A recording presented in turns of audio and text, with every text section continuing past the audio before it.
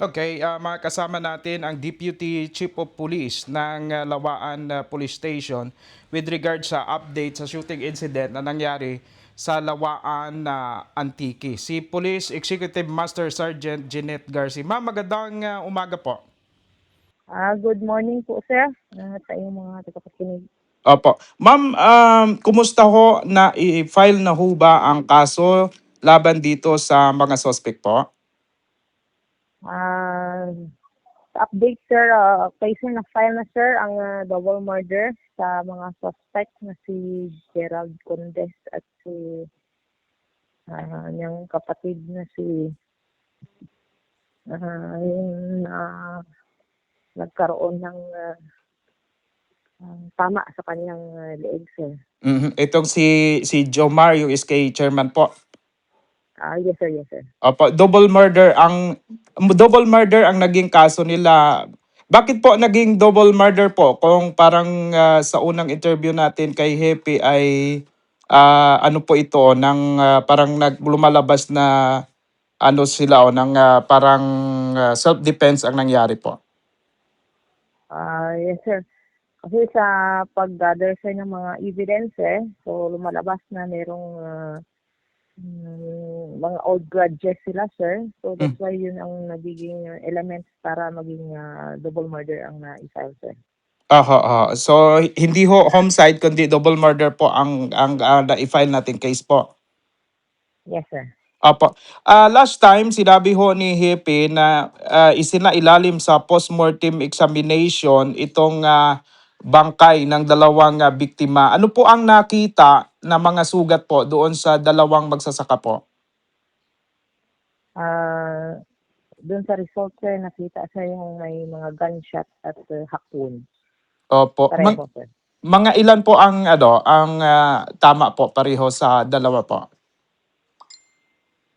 Madami, sir. Hindi na ano ng detail kung ilan talaga. Pero mga tagtad na mga hack wound sa ulo, sir, saka sa leeg, saka gunshot wound.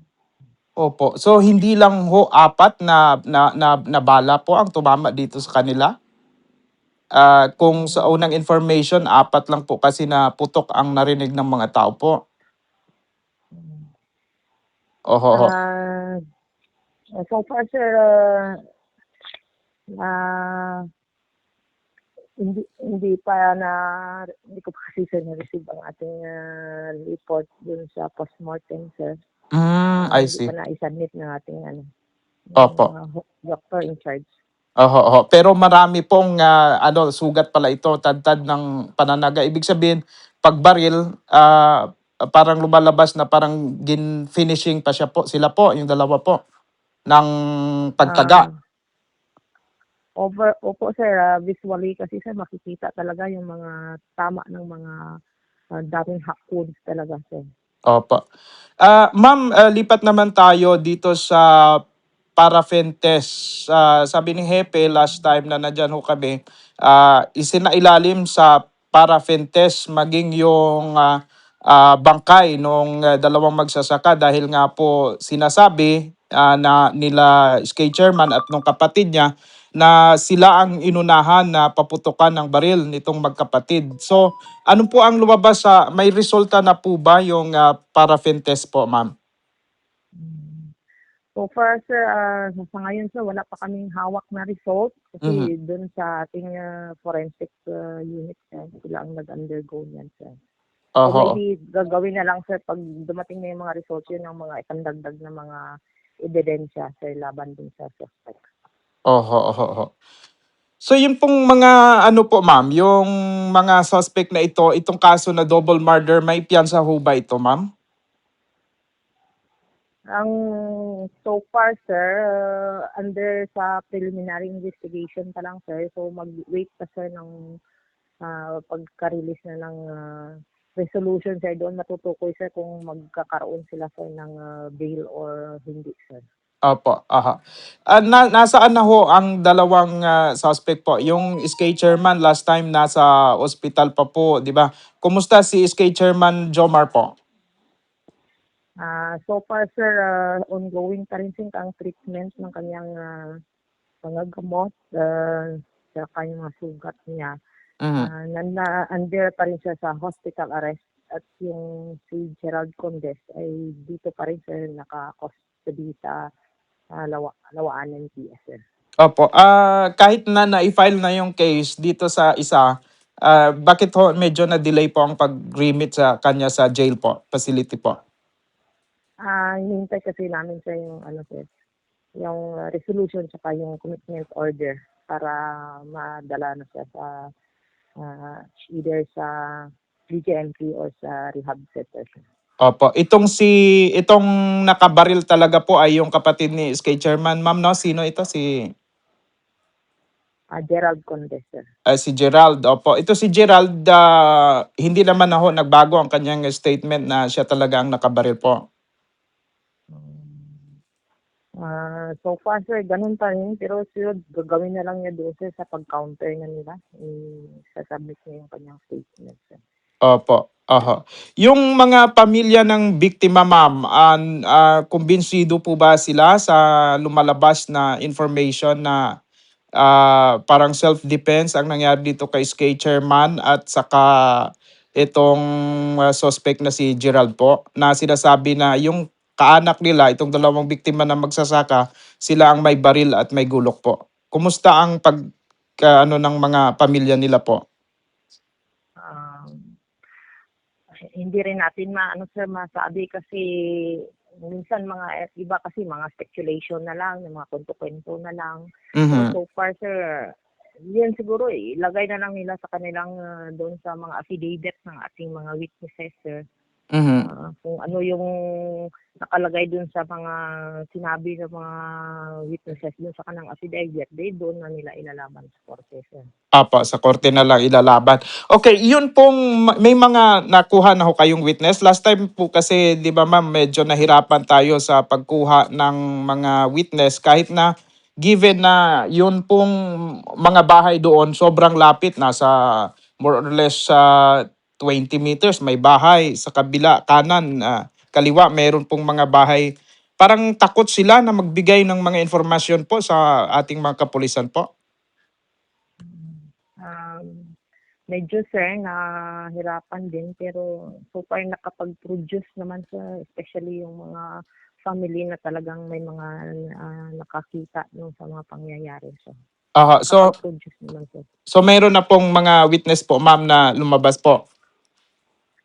Yes, sir, kasi doon yun ang kasama yun sa pang-attachment natin sa pag-file ng case.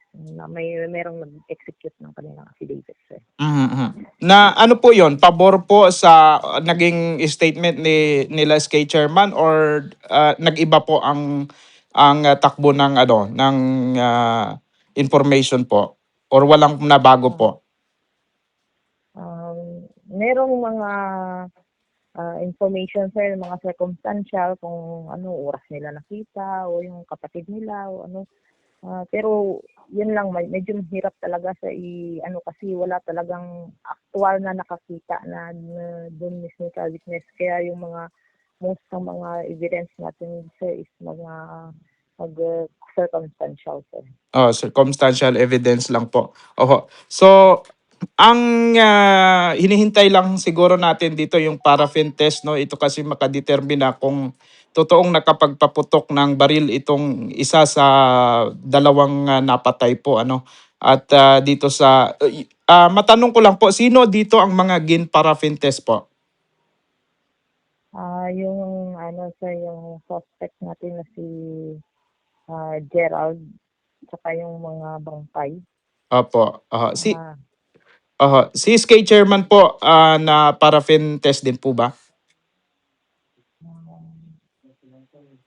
Hindi na natin, sir, kasi after nung inuna kasi yung ano, sir, yung dito sa station na Mhm. ano, oo, kasi yung si skip chairman kasi, sir, dumadaing, sir, kasi sobrang sakit pa yung kanyang Sugat? mga sugat. Opo, Oo. opo. Opo. Just after ng ilang araw po na halimbawa doon na sa ospital, so far pala ang paraffin test pa lang natin ay itong dalawang bangkay at saka itong umami na siya ang nakabaril na kapatid or kuya ni SK Chairman po. Yes, sir. Ah, Hindi na kasi sir report yung sa forensic sir kung na diretso nila Mm. parating din yung si Jomar doon sa hospital sir. Opo. So yun po pala ang sitwasyon ngayon. So far, yan pa lang po ang update, ano ma'am, no? Yes sir, so far sir. Oho, oho. Marami kasi ang mga medyo nagko-comment na parang although na sinasabi ng ibang mga tao na parang hindi raw kapani-paniwala na mangyari na yung may baril ay naagawan pa at itong may mga gulok, itong dalawang mga suspect ay walang mga armas pero naubos pa itong dalawang mga biktima. So far, yung inyong investigation ay nagpapatuloy pa naman, ano, di ba po, ma'am? Yes sir, continuous pa naman yung mga investigation natin at kung may mga bago pang mga witness na magsusurpa, so pwede natin sir maidagdag dun sa mga ebidensya sir. Opo, opo. Yung problema lang kasi dito, yung mga nakasaksi, wala talaga yung actual na nakasaksi kung anong pangyayari talaga, ma'am. Ano po? Yes sir. Ano ba background, ma'am, ng lugar na yan? Bakit mukhang mga natatakot ang mga tao na magsalita ng katotohanan po? Or ng mga nakikita nila? So yung iba kasi sir, yung iniisip nila kasi sir, mahirap na kasi yun daw baka madamay din sila. Kasi Balikan, ano, pag minsan siguro? pamilya o ganun, pwedeng balikan sila. Kaya yung mga takot sila kasi sabi nila, naku mahirap na yan kasi kaso na lang yan. Mhm, mhm, Saka mhm. yung mga parang ano ba, yung gantihan ba yung pamilya.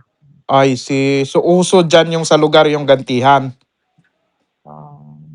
So far, mga traditional nga mga noon kasi pero mga ngayon medyo ah, nag-iiba na rin. Pero pag sa aktual na kasi sir, mahirap na kasi kaya nga sabi nila, Opo. mahirap na madamay pa kami dyan. Oho. So talagang kino-convince lang sir na Mm. kailangan na mabigay ang hustisya sa mga biktima. Opo. Kaya kayo rin sa pulis, naintindihan natin na medyo hirap kayo dahil siyempre kung wala naman talagang tatay yung witness, hindi man kayo pwedeng gagawa ng istorya, di ba po? Yes sir. Oho, mahirap talaga pala ang ganyang sitwasyon. Yung background ng dalawang mga biktima na ito, ma'am, anong background nila sa community po? Um, so Naka, sa kanila sir sa nila kasi 'di ba SK chairman man yung isang suspect mhm. sa sa kanilang barangay okay naman maganda naman yung niya pero yun lang yung nangyayari lang talaga dyan sa Mm. Barilawaan yung sinasabi nila nung birthday nung ah, tatay nung asawa ng isang suspect yun yung nagsuntukan na yun na parang natanggal yata yung ipin ng ng isang namatay na yun. So yun Mm. parang yung nagkaroon ng grudges. Okay. Yung kapamilya ni SK Chairman ang nakasuntok Yes sir, yes sir. doon sa tatay ng dalawang napatay ngayon. Bali doon sa mga napatay sir. Opo, opo. Oho. So yung background ng dalawang napatay, ma'am, anong background nila sa community? Wala naman tong mga kaso or okay naman sila pareho sa barangay po? Wala silang mga involvement sa kung ano po? So far sir, sa mga interview namin sir, wala naman ang daw naman sila mga farmer sila so trabaho sa Mhm. palayan ganun nila Mhm. mga routine nila na ginagawa. Oho, oho. Nakapag-background checking tayo, ma'am, kung paano to sila naka-possess ng 45 caliber na baril? Bakit may baril sila po? Hindi rin natin ma-trace up sir kung saan talaga kasi kahit nga verify namin yung sa firearms verification so negative naman yung Mhm. ang result. Ngayon lang kasi pag sa mga iba kasi sabi nila gamitin nila yung mga kaya sila na makapagkaroon ng mga illegal na mga loose firearms na yan. Kaya yung Mm. kampanya namin patuloy pa rin sir sa pagkumbinsi at kung merong mga ano sir, pwede ma-file ng search warrant yung mga may mga illegal na mga May truck na baril. baril.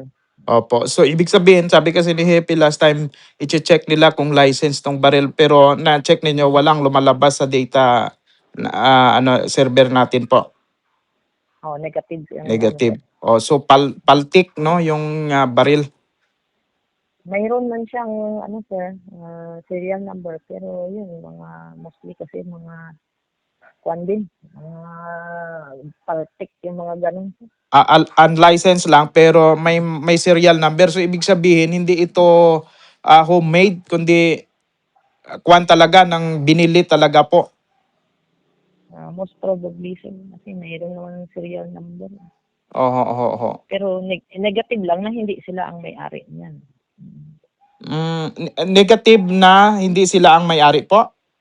Yes sir, sa verification sir, negative kasi kumbaga bina-verify kung sila ang may-ari ng baril na yan. So it turns na hindi sila sir. Sa Mm, result.